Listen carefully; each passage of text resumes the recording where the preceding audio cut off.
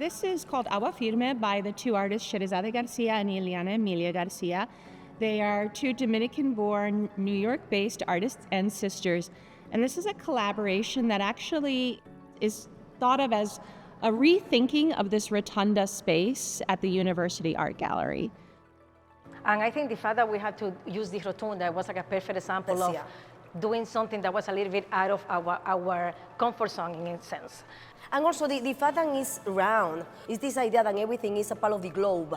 It's something that is always intertwined. And in constant movement. The idea of having the video in the floor, always moving, makes you feel that you are in this inner world. You feel like you are in a different space. And it's all about this idea of the crossing of the Atlantic. It's the idea of the accumulation of what is Las Americas about. You know, we are a place of encounter. So layers, accumulations, and then it's also the idea of playing with collages, things that are like usually very much a conversation that is only two-dimensional. And I wanted to make that two-dimensional kind of like iconography of collage to make it that it's moving.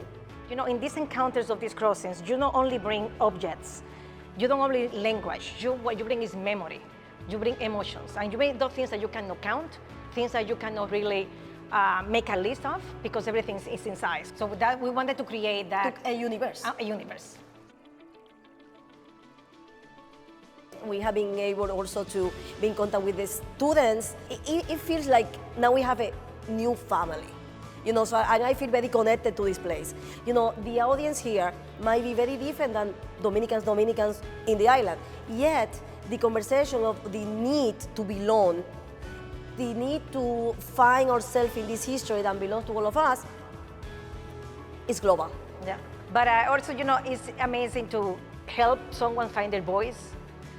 When you can actually realize that your voice can be someone else and you can actually share it with them.